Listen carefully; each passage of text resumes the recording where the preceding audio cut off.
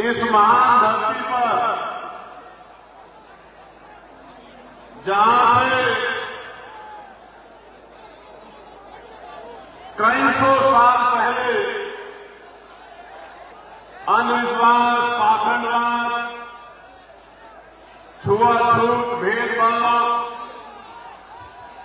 तमाम तरह की बुराइयों के खिलाफ एक सशक्त आंदोलन खड़ा हुआ।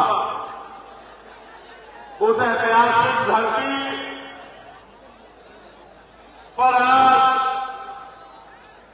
इस ऐतिहासिक सभा खलीलाबाद में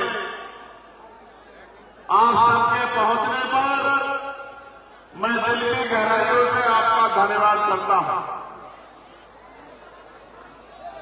और ये जो प्यार, ये जो विश्वास, ये जो जिम्मेदारी आज आपने अपने कंधों पर उठाई है, मैं आपको विश्वास दिलाता हूं कि आप कुछ कदम चले हैं और हम लोग जीवन के आखिरी क्षण तक चलते रहेंगे। जब तक महापुरुषों का सपना पूरा नहीं होगा और भारत में समतामूलक समाज नहीं बनेगा, तब तक हमारा संघर्ष जारी रहेगा। प्यारे साथियों, ये जो दाहिने हाथ में ये जो महिलाओं के पीछे जो नौजवान खड़े हैं, जिम्मेदार लोग खड़े, इनसे मेरा आग्रह और है कि ये थोड़ी सी और मदद करा दें, क्योंकि जिन महापुरुषों को हम लोग मानते हैं उनका ये आदेश है, उनका ये विचार है, उनका ये निर्देश है कि अगर बहन बेटियों को परेशानी हो रही है, बहन बेटियों को दिक्कत हो रही है, तो हमें अपना सुख चैन त्याग देना चाहिए। इसलिए मैं आपसे आग्रह कर रहा हूं कि जो इधर नौजवान और जिम्मेदार लोग खड़े हैं जगह कमी के कारण, वो थोड़ी सी व्यवस्था बनवा दें जिससे कि आगे का कार्यक्रम आगे बढ़ पाए। प्यारे साथियों, मैं अपनी बात को शुरू करते हुए बहुजन समाज में जन्मे सभी संतों, गुरुओं और महान पुरुषों को नमन करता हूं। और नमन मैं इसलिए करता हूं क्योंकि मेरा अनुभव है कि ये महान पुरुष अपने लिए नहीं दिए, इन्होंने हमेशा मानवता के लिए संघर्ष करने का काम किया। इन्होंने हमेशा अंतिम व्यक्ति को भी मान सम्मान का जीवन मिले, इसके लिए संघर्ष किया। और इससे आगे बढ़कर इन्होंने अपने बच्चों तक का बलिदान दे दिया, अपनी तमाम खुशियां कुर्बान कर दी, अपना जीवन कुर्बान कर दिया। उफ तक नहीं कहा, कुछ नहीं मांगा। इस तरह का त्याग, बलिदान, संघर्ष करने वाले अपने तमाम महापुरुषों को मैं आज यहां याद करता हूं। प्यारे साथियों, आज 8 फरवरी है, रविवार का दिन है। जब मैं आ रहा था, बड़ा ऐतिहासिक जन समर्थन मुझे दिखा मेरे आते हुए भी, जिसमें हजारों की संख्या में महिलाएं पैदल पैदल दौड़ रही थी। जब मैं गाड़ी में बैठे देख रहा था तो उनके पैदल चलने की तकलीफ मेरे अंदर पैदा हो रही थी, लेकिन जिस तरह का प्यार, आशीर्वाद देने के लिए वो आगे बढ़ रही थी, उससे एक विश्वास भी पैदा हो रहा था, एक हिम्मत भी पैदा हो रही थी कि कहते हैं जिस आंदोलन पर मां बहनों का आशीर्वाद हो जाता है, जिस आंदोलन को मां बहनों का प्यार मिल जाता है, वो आंदोलन कभी पीछे नहीं हट सकता। इस बात के लिए भी मैं यहां पहुंची तमाम मां बहनों को, प्यारी बच्चियों को बहुत बहुत धन्यवाद करता हूं। प्यारे साथियों, महामानव तथागत बुद्ध, जगत गुरु संत गुरु रविदास जी, गुरु नानक जी, गुरु कबीर जी, गुरु घासीदास जी, गुरु वाल्मीकि जी, गुरु नारायण गुरु संत गाडगे जी महाराज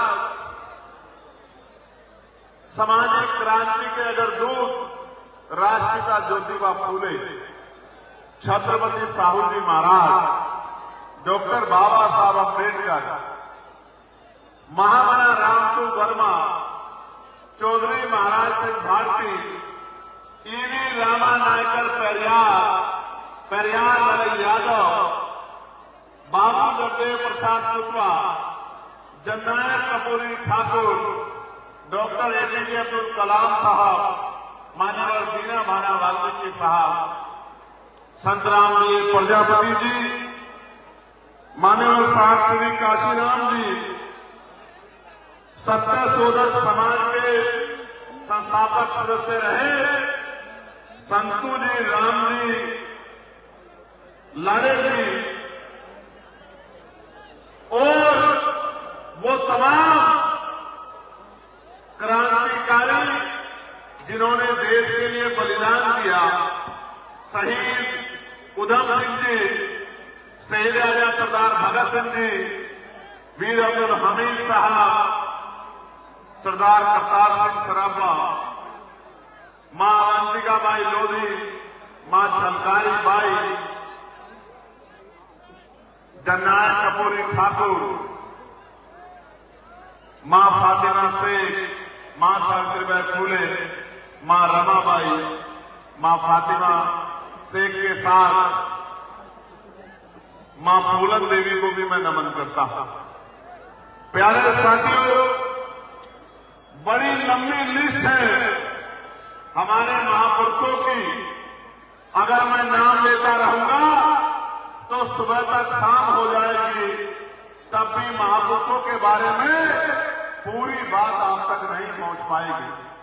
प्यारे साथियों, मैं गुरु कबीर जी की इस बात से शुरू करूंगा जो उन्होंने कही थी अपनी वाणी के माध्यम से।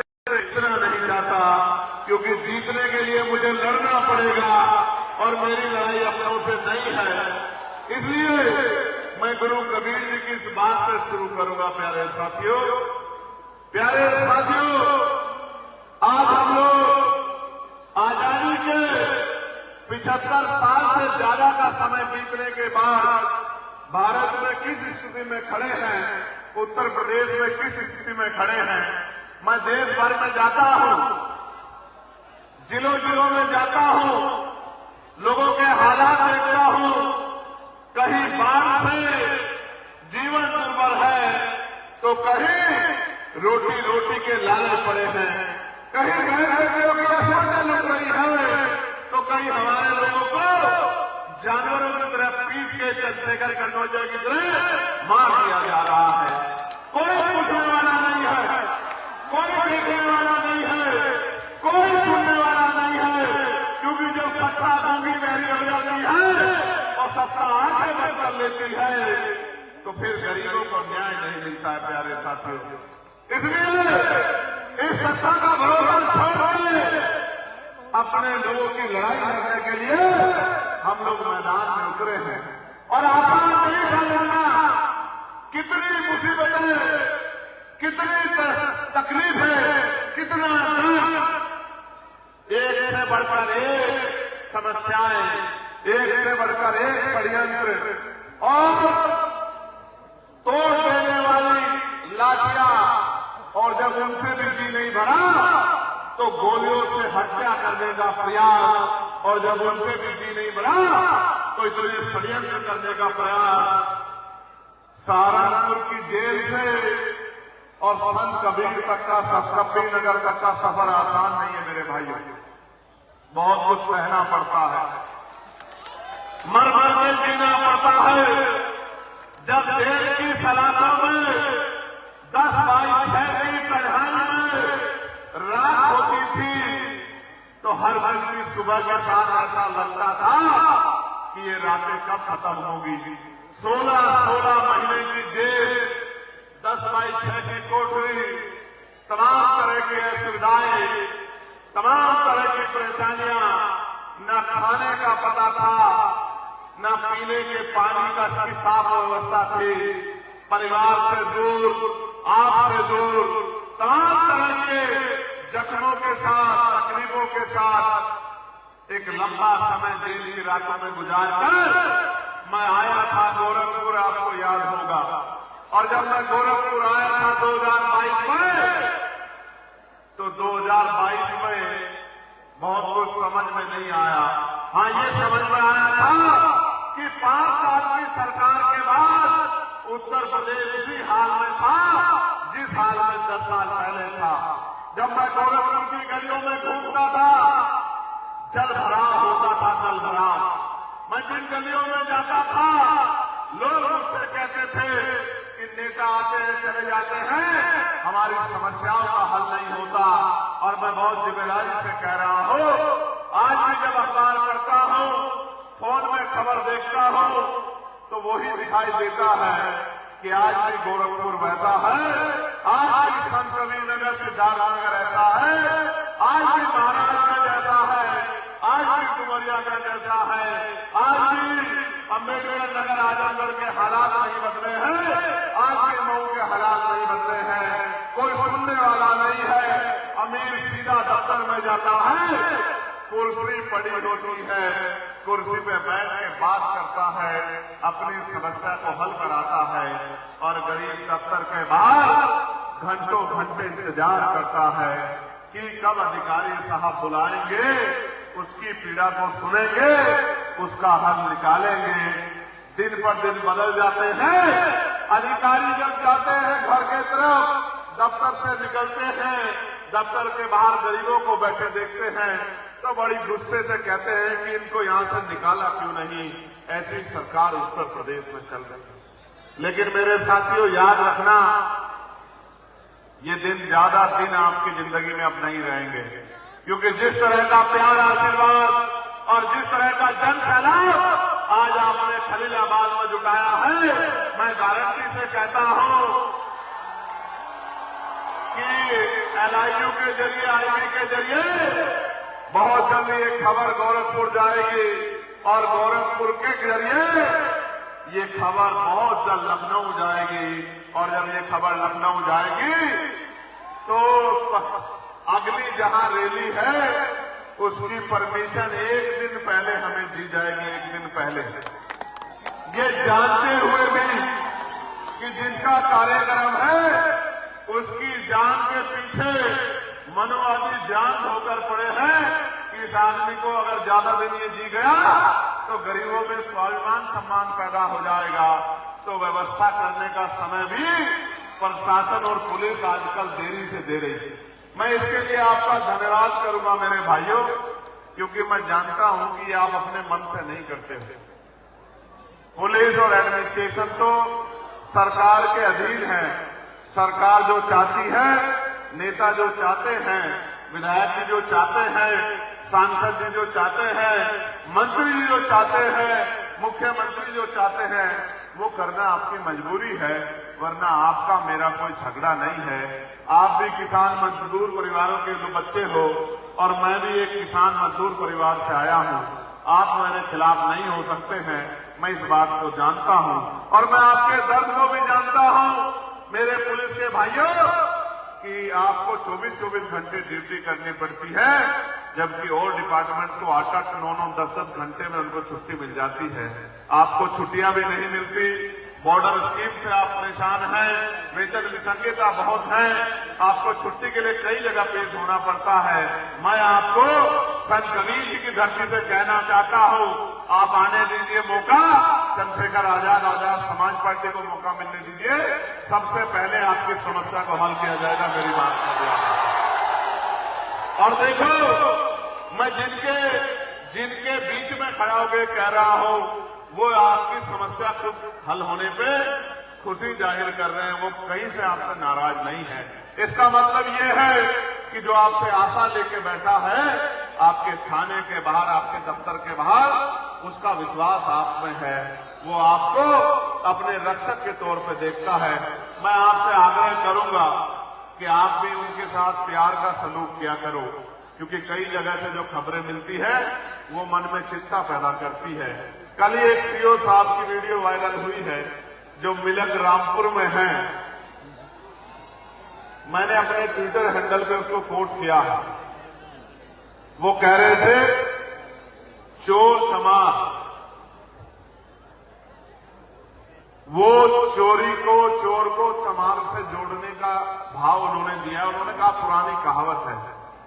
मैं देखता हूं कि अगर इस पुरानी कहावत को एक डिप्टी एसपी लेवल के अधिकारी को समझ नहीं आता कि इससे एक समाज के ऊपर कितनी घटित टिप्पणी होती है कि जब पूरी जाति को आप चोरी से जोड़ते हैं, तो मैं क्या समझूं कि यूजीसी पे जो गाइडलाइन आई थी वो गलत थी क्या? नहीं, वो गाइडलाइन गलत नहीं थी। वो गाइडलाइन गलत नहीं थी। वो गाइडलाइन इसलिए गलत नहीं थी क्योंकि आज भी केंद्रीय विश्वविद्यालयों में, सरकारी दफ्तरों में, एम्स में, मेडिकल कॉलेज में, कृषि विद्यालयों में और प्राइमरी स्कूल से लेकर इंटर कॉलेज में दलितों, पिछड़ा आदिवासियों के साथ जाति धर्म के आधार पर गैर बराबरी और दुर् जाति की जाती है। ये सत्य है, ये सत्य है, ये सत्य है। और ये सत्य छिपाने से नहीं छिपेगा और चंद लोगों के विरोध से नहीं दबेगा। मेरी बात को आप याद रखना। कुछ लोग तो काल्पनिक डर से डर गए हैं कि अपने झूठे मुकदमे हो सकते हैं। हमने अपने बच्चों का बलिदान दिया, सरकारी हत्या हुई है। पायल तरवी की, डेढ़ मेघवाल की, रोहित रमुड़ा की, उनकी मां से पूछ के देखो जिस बच्चों को भविष्य बना के पालते हैं और जब उसको मरवा दिया जाता है यूनिवर्सिटियों में, उन माओं पे क्या बीतती है। आप हमारे दर्द को क्या जानते हो? आप तो काल्पनिक बातों से डर गए कि मुकदमा झूठा हो सकता है, जबकि गाइडलाइन में कहीं भी कुछ ऐसा नहीं है। इसलिए 11 तारीख को हमने दिल्ली में प्रोटेस्ट बुलाया है। हम देश को बता देंगे कि हम झुकने वाले नहीं हैं। अगर न्याय नहीं मिलेगा तो संघर्ष होगा। प्यारे साथियों, आज जब हम लोग इस सभा को संबोधित करने के लिए हमारे नेतागण यहां उपस्थित हैं, तो मैं गोरखपुर से शुरू करूंगा। गोरखपुर में 2022 में भी जलभराव की समस्या थी और आज भी जंगल अहमद अली शाह के लोग, मैंने परसों तरसों के अखबार में देखा कि छोटे छोटे बच्चे स्कूल कीचड़ पे जाने को मजबूर हैं। धार्मिक स्थलों पे लोग कीचड़ में जाने को मजबूर है और सरकार कहती है कि हम डबल इंजन की सरकार चला रहे हैं। ऐसे निगम्य डबल इंजन की सरकार, ट्रिपल इंजन की सरकार को 2027 में मेरे लोग उखाड़ कर फेंक देंगे। मेरी बात को आप याद रखना। सिद्धार्थनगर में जंगली जानवरों का प्रकोप है, आतंक है। सीमावर्ती क्षेत्र है तो डीएपी की खाद की तस्करी होती है और किसान लाइन में लग के सुबह 4 बजे से डीएपी खाद के लिए संघर्ष करता है और सरकारें कहती हैं कि हमने किसानों को खुशहाल बना दिया है। प्यारे साथियों, कुशीनगर में जो पर्यटन क्षेत्र होने के बावजूद वहां के स्थानीय युवाओं को रोजगार नहीं मिल रहा है और महामानव तथागत के परिवहन स्थली पे किस तरह की परेशानियां खड़ी हो रही है, ये भी किससे छिपा हुआ नहीं है। संत कबीर नगर में हथकरघा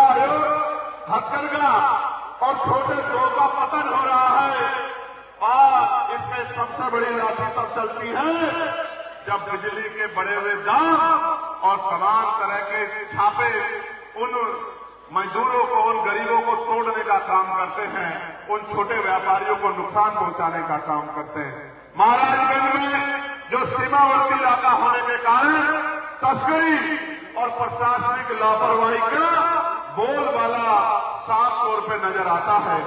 मऊ में बुनकर समाज को गहरे आर्थिक संकट में गुजरना पड़ रहा है। बिजली, कच्चे माल और बाजार की गंभीर समस्या, श्रमिकों का शोषण और न्यूनतम मजदूरी तक लोगों को नहीं मिल रही है। बलिया में हर साल बाढ़ तबाही मचाती है और आज तक अस्थायी समाधान नहीं हुआ और अगर कोई विस्थापित होता है तो उनको पूर्णावास भी अभी तक नहीं मिल पाया है। जगह जगह की कंप्लेनें हमारे पास हैं। आजमगढ़ में जो शिक्षा का केंद्र है वहां भी बेरोजगारी का बड़ा आलम है, बेरोजगारी चरम पर है और मुस्लिम भाइयों पे झूठे मुकदमे लगाकर उनको तोड़ने का काम आजमगढ़ में किया जा रहा है। देवरिया में शिक्षा स्वास्थ्य सेवाएं उनका इतना अभाव है संस्थानों का कि सिंचाई और नहर व्यवस्था दोस्त है, खेती की व्यवस्था किसानों के लिए नहीं हो पा रही है। और अभी अभी हमारी सरकार ने ट्रेड डील की है, ट्रेड डील अमेरिका के साथ, और ऐसी ट्रेड डील की है कि अगर अमेरिका का कोई सामान यहां आएगा तो बहुत सारे सामानों पे कोई इम्पोर्ट ड्यूटी नहीं लगेगी और अगर हमारा सामान वहां जाएगा तो 18% का टैक्स वहां की सरकार लगाएगी। ये कैसा समझौता हुआ? किसान जो हमारी देश की अर्थव्यवस्था था, मजदूर जिसने कोरोना काल में भी देश को संभाला, किसान मजदूरों की पीठ में छुरा घोंपने का काम केंद्र की सरकार ने किया है। ये डील नहीं है, ये पूंजीपति मित्रों को बचाने के लिए समझौता किया है। सरकार ने इस देश को कमजोर करने का काम किया है। जब अमेरिका के प्रोडक्ट बिना इम्पोर्ट ड्यूटी के यहाँ की मार्केट में आ जाएंगे तो यहाँ का किसान और डेयरी उद्योग कमजोर पड़ जाएगा, यहाँ की ग्रामीण अर्थव्यवस्था कमजोर पड़ जाएगी और भयंकर बेरोजगारी भूखमरी का शिकार हो जाएगा देश। मैं कहना चाहता हूं सरकार को, इतनी भी आंखें बंद ना करो कि गरीबों के आंसू आपको दिखाई ना दे। इस सरकार ने, जो उत्तर प्रदेश की सरकार है, वादे तो बहुत किए थे सरकार ने कि हम विकास करेंगे और पीठ थपथपाते हैं गृह मंत्री जी, मुख्यमंत्री की कहते हैं कि कानून व्यवस्था इतनी सुंदर है, रात के अंधेरे में भी बच्चियां अगर सोने के गहने पहन के निकल जाएं तो कोई गुंडा नहीं छू सकता। और मुख्यमंत्री जी तो कहते थे हर चौराहे पे यमराज खड़ा है, कोई बेटी को अपमानित करेगा तो यमराज उसका टिकट काट देगा। लेकिन कब साड़ दे मां मेरे में, जब एक बच्ची की अपहरण किया जाता है और उसकी मां को, जब वो मां अपनी बच्ची की रखवाली करना चाहती है, उस मां को धारदार हथियारों से मार दिया जाता है, तो ना मुख्यमंत्री के मुंह से आवाज निकलती है, ना गृह मंत्री के मुंह से आवाज निकलती है और यमराज में छुट्टी में चला जाता है इनका, यमराज में कहीं ढूंढा नहीं मिलता है। ये सरकार चला रहे हैं आप देखिए। प्यारे साथियों, बाबा साहब अम्बेडकर ने हमें शिक्षा के रूप में हथियार दिया था कि जो गरीब से गरीब व्यक्ति है, जो मजदूर है, किसान है, जो बेबसी लाचारी में जिया है, वो भी अपने बच्चे को अच्छी शिक्षा दिला के क्लास 4 से लेकर क्लास 1 का अधिकारी बना सकता है, उसको मुख्य धारा में ला सकता है। मैं अपने बारे में बताता हूं, औरों की छोड़िए। कहते हैं ना, हाथ रत्न को आरसी क्या और पढ़े लिखे को फारसी क्या। मैं आपके सामने गवाह खड़ा हूं। अगर मेरे पिताजी और मेरे दादाजी में तुलना की जाए, मेरे दादाजी को पढ़ने का अवसर नहीं था, वो मजदूरी करते थे दूसरों के खेतों में, वो पशु चराने का काम करते थे। संविधान आया, मेरे पिताजी को पढ़ने का अवसर मिला तो मेरे पिताजी पढ़ लिख कर मास्टर बने और जब मास्टर बने तो एक तनख्वाह मिली, जेब में पैसा आया तो मुझे, उन्होंने और मेरे दोनों भाइयों को, मेरी तीनों बहनों को अच्छी शिक्षा दिलाने का काम किया। और आज अगर मैं यहाँ खड़ा के बोल रहा हूँ तो बाबा साहब अम्बेडकर और हमारे महापुरुषों के बाद ये मेरे पिताजी का आशीर्वाद है, जिन्होंने ये आपके घर में भी हुआ होगा मेरे भाइयों बहनों, मेरे समाज के लोगों, बहुजन समाज के लोगों, ये आपके घर में भी हुआ होगा कि आपको फीस की जरूरत होगी, आपको किताबों की जरूरत होगी, आपको कॉपी की जरूरत होगी, आपको एग्जामिनेशन फीस की जरूरत होगी, आपको जूतों की जरूरत होगी और आपके पिता पर जूते चप्पल नहीं होंगे, उनके पास पैसे की कमी होगी तो उन्होंने अपना पेट काट के आपकी पढ़ाई की व्यवस्था की होगी। अपने अंदर झांक के देखो, आपको ये दिन दिखाई दे जाएगा। मैं भी आप ही के जैसे परिवार से निकल के आया हूं, इसलिए मैं कह रहा हूं, अगर मेरे पिताजी ना पढ़ाते तो आज ये चंद्रशेखर आजाद यहाँ खड़ा होकर आपके लिए बात नहीं रख रहा होता और देश की सबसे बड़ी पंचायत में आपके हितों के लिए पार्लियामेंट में आवाज नहीं उठा रहा होता। ये शिक्षा के कारण संभव हुआ है। मगर मैं शिक्षा का जिक्र क्यों कर रहा हूं? क्योंकि पिछले 5 साल में 18,727 स्कूल इन सरकारों ने बंद कर दिए। आप जानने की कोशिश करो कि सरकारी स्कूल में किसका बच्चा पढ़ता है, अमीर का या गरीब का बताओ, किसान मजदूर का या पूंजीपति का बताओ। तो किसान मजदूर का बच्चा पढ़ के आगे ना बढ़ जाए, इसलिए सरकारी स्कूल बंद करके और पैसे वालों के प्राइवेट स्कूल को आगे बढ़ाने का काम किया जा रहा है।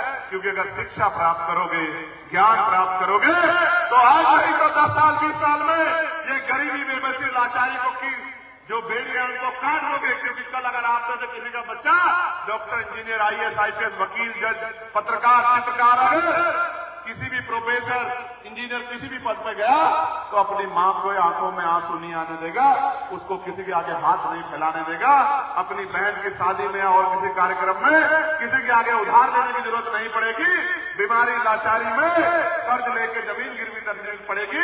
इसलिए शिक्षा हथियार है जो आपको आगे बढ़ाती है। लेकिन ये सरकार, केंद्र और राज्य की सरकार इन स्कूलों को बंद करके हमारी तरक्की का रास्ता रोकने का काम कर रही है। आपको मुझे समझना पड़ेगा कि हमें शिक्षा को बचाना है और ये शिक्षा तब बचेगी जब संविधान बचेगा। मेरी बात को आप याद रखना प्यारे साथियों।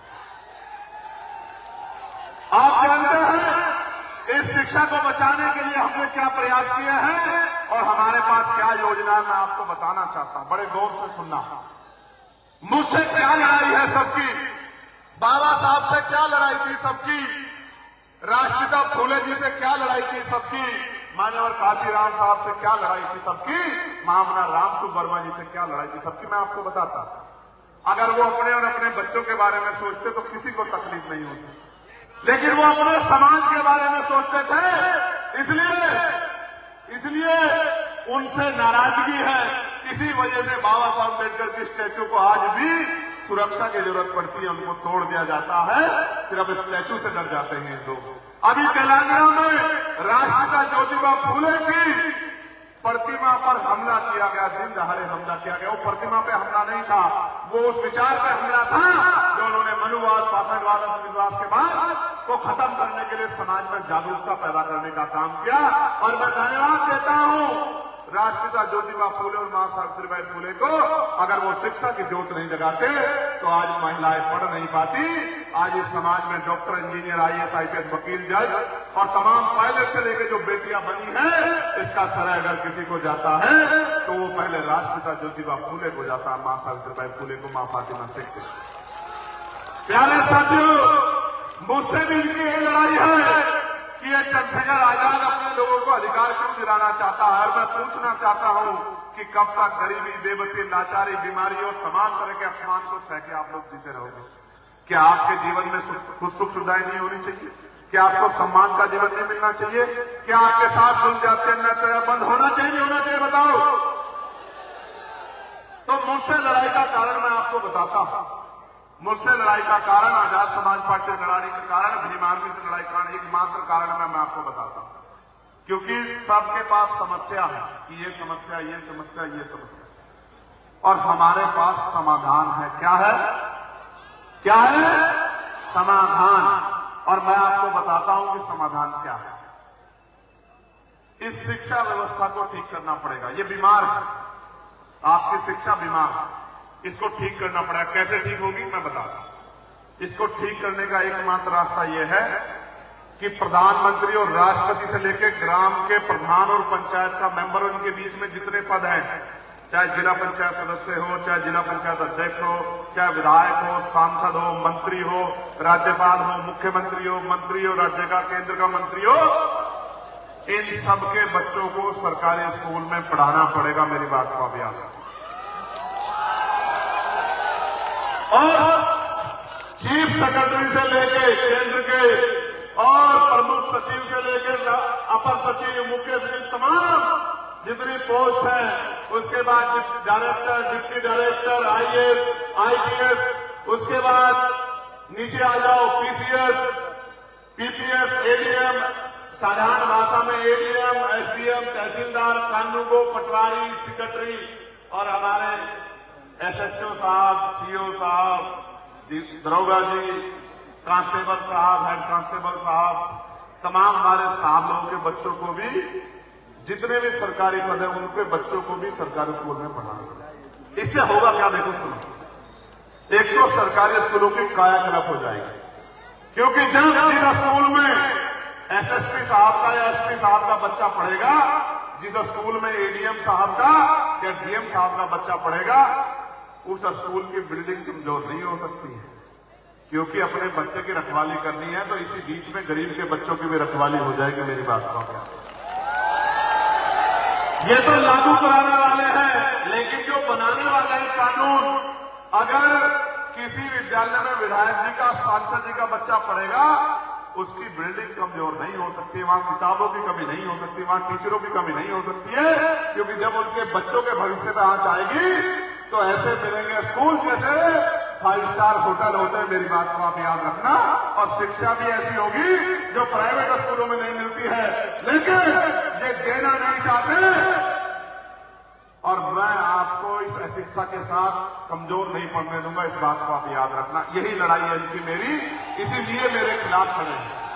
खड़े रहने दो, खड़े रहने दो।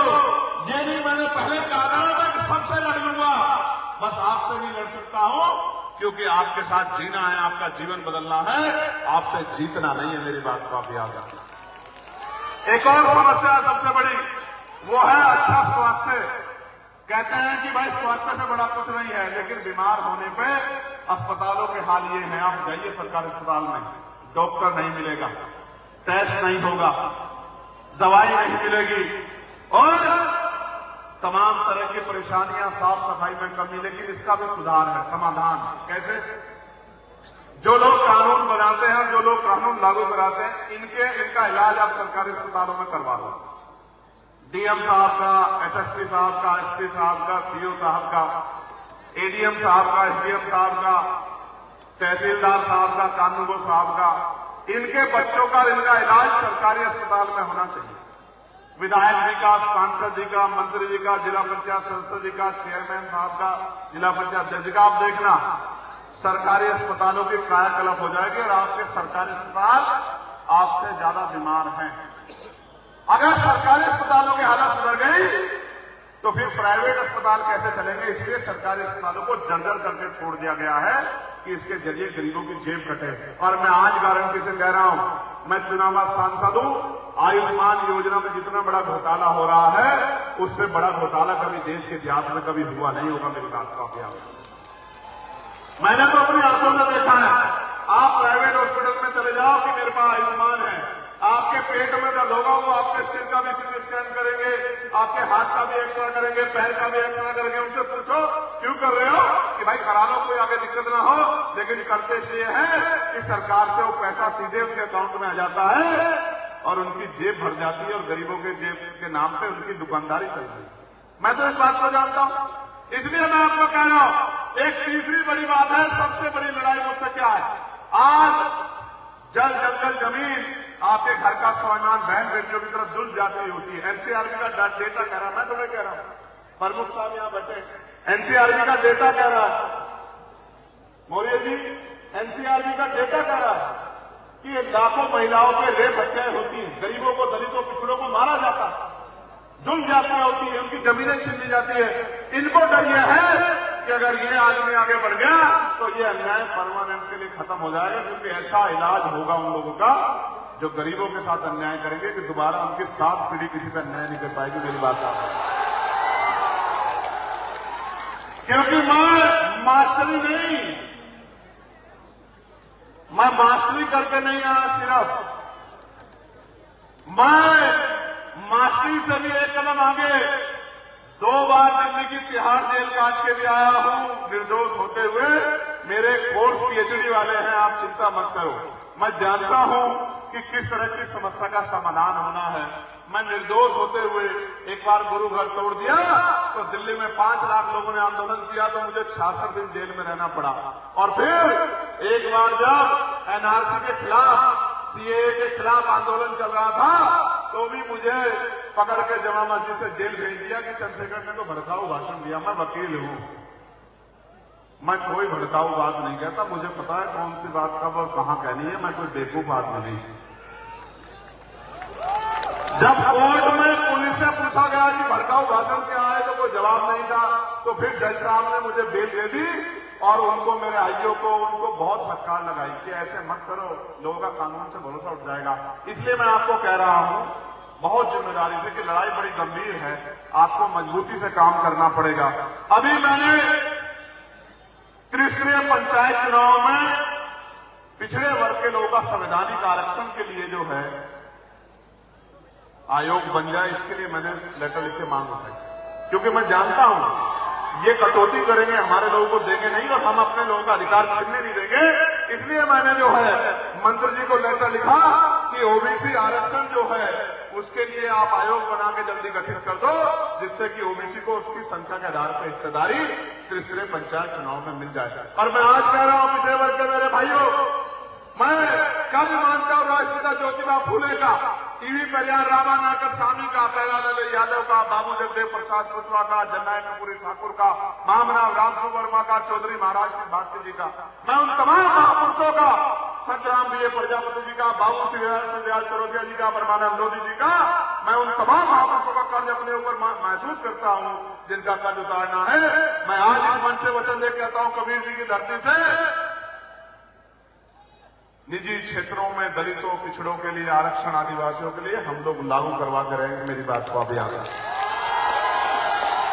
और सुनो, जो आज तक नहीं हुआ, दो बातें बहुत महत्वपूर्ण हैं, आपको समझनी पड़ेगी कि अभी जो अति पिछड़े हैं उनके लिए 15% आरक्षण की अलग से व्यवस्था 27% से अलग होनी चाहिए, जिससे कि वो समाज में मुख्य धारा में आ जाए।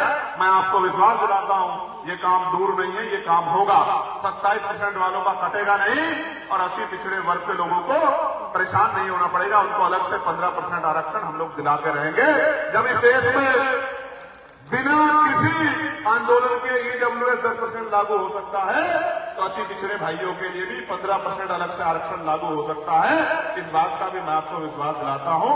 प्यारे साथियों, और अंतिम जो पिछड़े भाइयों के लिए मैं कहना चाहता हूं कि यूजीसी पे गाइडलाइन 2012 में भी बनी थी, थोराट कमेटी से, SC ST के लोग थे, लेकिन जैसे ओबीसी को जोड़ा गया तो मंडल कमीशन की तरह आंदोलन हुआ और आपने देखा कौन खड़ा था आपके साथ, कोई नेता खड़ा था यूजीसी गाइडलाइन के समर्थन में। आप मुझे बताओ ईमानदार से, अपने दिल पे हाथ रखे, जिनको जाति के आधार पर आप लोग वोट देने का काम करते हो कि मेरी जाति का मेरा नेता है, जो आज आपके साथ नहीं है, जब आप पे जुल्म हो रहा है, आपके अधिकार छीन रहे हैं, कल वो सत्ता में बैठ करके आपके बच्चों के लिए कुछ कर पाएगा? आपको फैसला लेना पड़ेगा।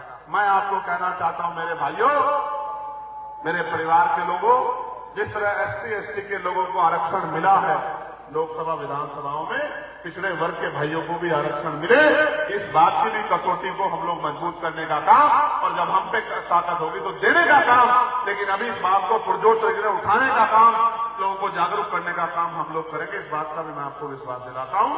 ये काम पहले ना कोई कर पाया और आगे करने किसी के अंदर हिम्मत नहीं है, लेकिन बाबा साहब फूले साहब को मानने वाले, साहू जी महाराज को मानने वाले, साहू जी महाराज ने जब 50% लागू किया था तो साहू जी महाराज को मानने वाले उनके चेले SC ST के साथ ओबीसी के भाइयों को भी लोकसभा विधानसभा में आरक्षण दिलाते रहेंगे, उनकी संख्या के आधार पर। मेरी बात को आप याद रखें। प्यारे साथियों, अब समय आ गया है कि हमें अपनी लड़ाई को मजबूत करना है, और इतना मजबूत करना है कि किसी भी कीमत पे हमारे लोग जुल्म जाति के शिकार ना हो। कबीरदास जी कहते थे ना, कल करे सो आज कर, आज करो से अब पल में निर्णय आएगी, बहुरी कहोगे कब। मैं आपको बहुत जिम्मेदारी से कहना चाहता हूं, आप यहां आए हो, आप मुझसे प्यार करते हो, दिल में बड़ी इच्छा रखते हो, मोटरसाइकिल पे दौड़ लगाते हो, इधर उधर चढ़े हुए हो, अपनी जेब का पैसा खर्च करके आया हो। मैं आपके लिए चिंतित रहता हूं, मगर मैं आपसे पूछना चाहता हूं, क्या सिर्फ नारा लगाने से काम बन जाएगा? क्या नारा लगाने से हक अधिकार मिल जाएंगे? क्या नारा लगाने से बहन बेटियों को रोजगार मिल जाएगा? क्या नारा लगाने से जुल्म जाति बंद हो जाएगी? कैसे बंद होगी? कैसे बंद होगी बताओ?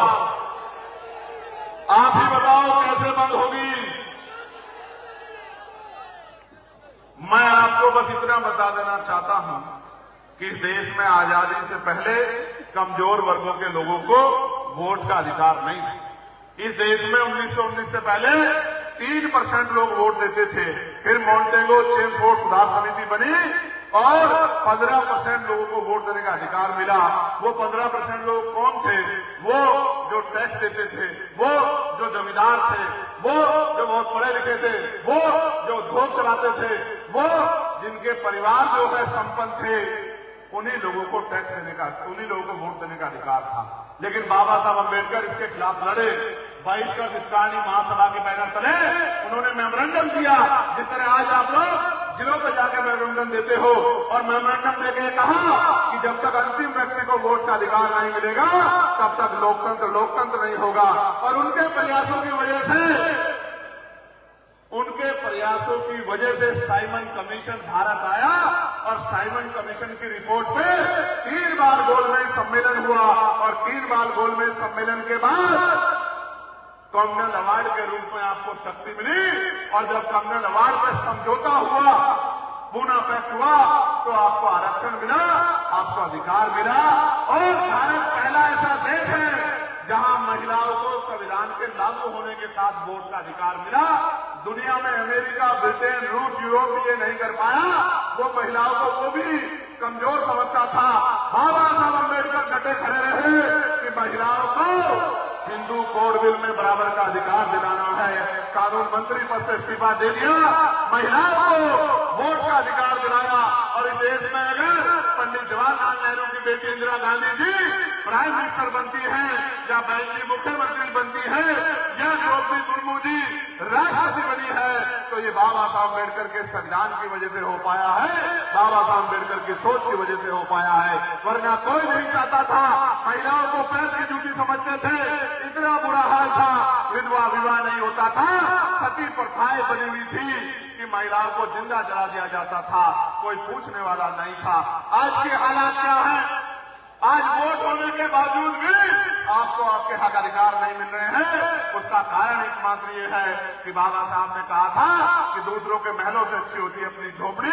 दूसरों के महलों में जाओगे तो कल लात मार के निकाल दिए जाओगे, इसलिए अपनी झोपड़ी में रहो। और आपकी झोपड़ी जो संघर्ष कर रही है, आपको छाया देने का काम कर रही है। 24 घंटे 7 दिन अगर आपकी तरफ कोई आंख उठती है तो बताओ, भीम आर्मी के लोग खड़े होते हैं नहीं खड़े होते? बताओ, अगर आप पर कोई जुल्म होता, भीम आर्मी के लोग आते हैं नहीं आते हैं? तो ये भीम आर्मी आजाद समाज पार्टी 24 घंटे आपके साथ खड़ी है। तो आपको इसको ताकतवर बनाना पड़ेगा। जिस दिन ये ताकतवर हो गई, मैं आपको लिख के देता हूं कि जुल्म ज्यादती भी बंद हो जाएगी। और मैं विश्वास से कहता हूं कि महिलाओं को घर पे रोजगार मिलेगा। किसी के खेतों में या कहीं जो है अपमानित होने के लिए घर से नहीं निकलना पड़ेगा। घर पे ही रोजगार, महिलाओं को जो कम पढ़ी लिखी है उनको घर पे रोजगार मिलेगा और जो पढ़ी लिखी है उनको अपने क्षेत्र में रोजगार मिलेगा। क्योंकि मैं समझता हूं कि अगर हम नहीं कर पाए तो कोई और नहीं कर पाएगा। प्यारे भाइयों, इसलिए मैं आपसे कह रहा हूं कि ताकत कैसे बनेगी? ताकत ऐसे बनेगी जब आप यहां से निकलोगे, अपने घर जाओगे, अपने गांव में पहुंचोगे, अपनी गली में जाओगे, एक एक घर जाके मेरी बात को, पार्टी की नीतियों को, पार्टी की पॉलिसियों को, पार्टी के संघर्ष को, महापुरुषों के विचार को, महापुरुषों के संदेश को जब आप पहुंचाने का काम करोगे घर घर तक, तब जाके ये बदलाव होगा। आप इतनी मजबूती से खड़े तो हो गए हो, लेकिन अगर आपने अपनी वोट को तैयार नहीं किया, अपनी वोट को संरक्षण नहीं किया, अपनी वोट को एकजुट नहीं किया और आजाद समाज पार्टी का बटन की जगह कोई और बटन दबा दिया और कोई और कुर्सी पे बैठ गया, तो आपके हिस्से में ताकत नहीं आएगी। मेरी बात को आप याद रखें। जब आप आजाद समाज पार्टी का बटन दबाओगे तो क्या होगा? 2000 रुपए नहीं मिलेंगे, 5 किलो राशन नहीं मिलेगा, लेकिन आपके बच्चों को ऐसी शिक्षा मिलेगी कि वो 50,000 रुपए कमा के अपनी मां के आंसू पूछने का काम करेगा। मेरी बात को आप याद रखें। पढ़े लिखे नौजवानों को रोजगार मिलेगा, रोजगार पढ़े लिखे नौजवानों को। और अस्पताल में ऐसी व्यवस्था होगी कि किसी को कर्ज नहीं लेना पड़ेगा, उधार नहीं लेना पड़ेगा, जमीन नहीं गिरवी रखनी पड़ेगी, अपने गहने नहीं गिरवी रखने पड़ेंगे। आपके जीवन की रक्षा होगी। मेरी बात को आप याद रखना। टैक्स के लिए आपको कर्ज नहीं लेना पड़ेगा, आपकी जेब नहीं कटेगी। और जुल्म जाति अत्याचार करने वाले तो ये बराबर में बॉर्डर वाले रास्ते से निकल के नेपाल चले जाएंगे, क्योंकि वो यहां नहीं रह पाएंगे। क्या तो वो अपनी सोच बदलेंगे या फिर प्रशासन और पुलिस मिलकर ऐसे जातिवादी लोगों के हालात बदलने का काम हमारे आदेश में करेंगे, ऐसा मुझे विश्वास है।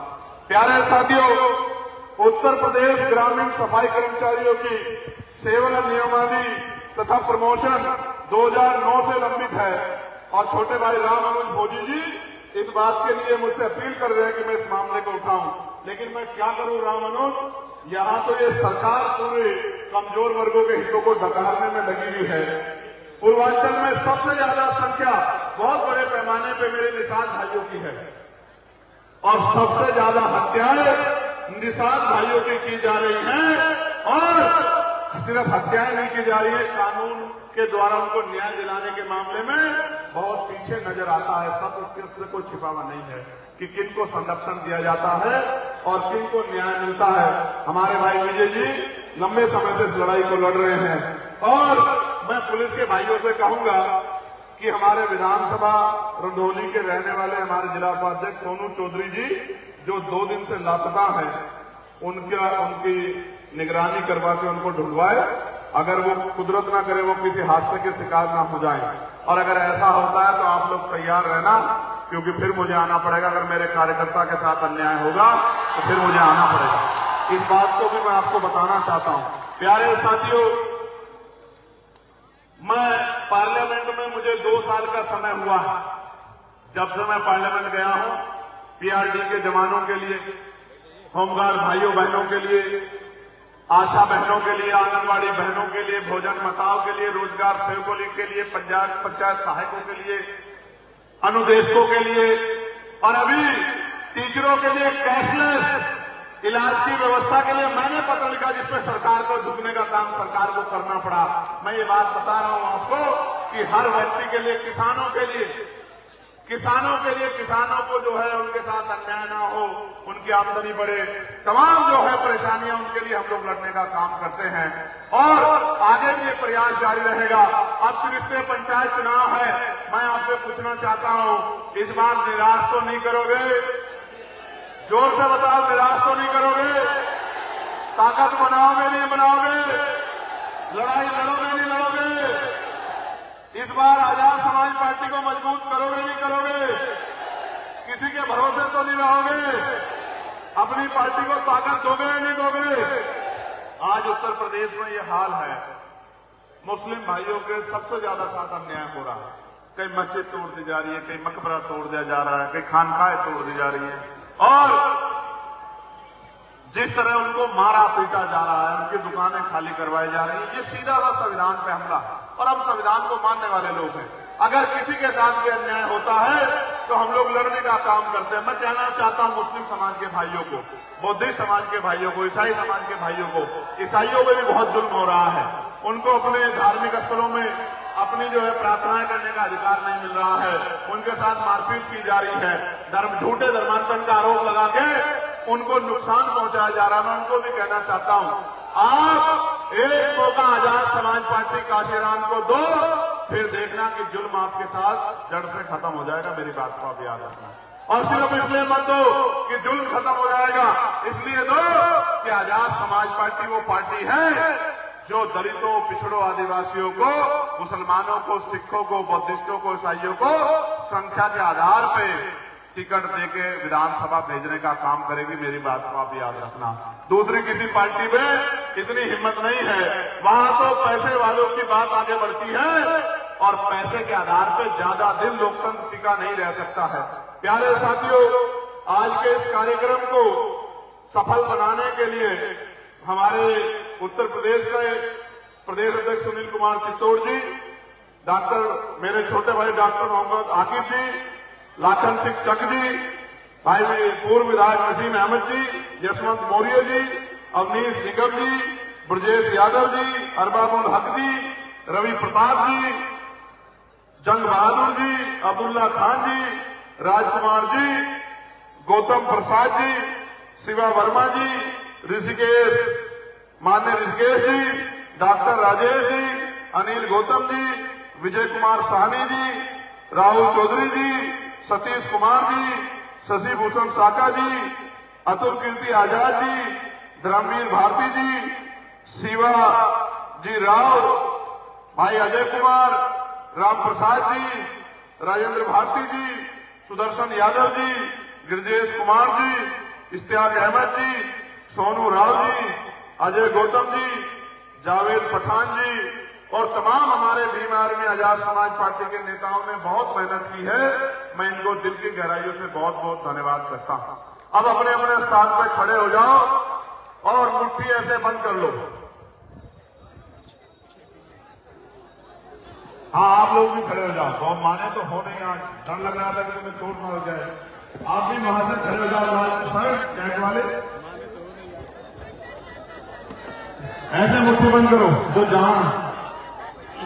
जय भीम, जय भारत, जय संविधान, जय मंगल, जय जोहार।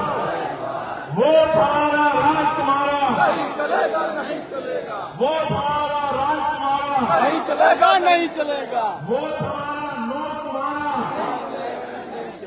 वोट हमारा, नोट तुम्हारा। हमारा गरीब समाज जिंदाबाद, जिंदाबाद, जिंदाबाद। हमारी बहने माए जिंदाबाद, जिंदाबाद, जिंदाबाद। हमारा किसान नौजवान जिंदाबाद, जिंदाबाद, जिंदाबाद। हमारा जवान जिंदाबाद, जिंदाबाद, जिंदाबाद। हमारी पुलिस जिंदाबाद, जिंदाबाद, जिंदाबाद। हमारे सैनिक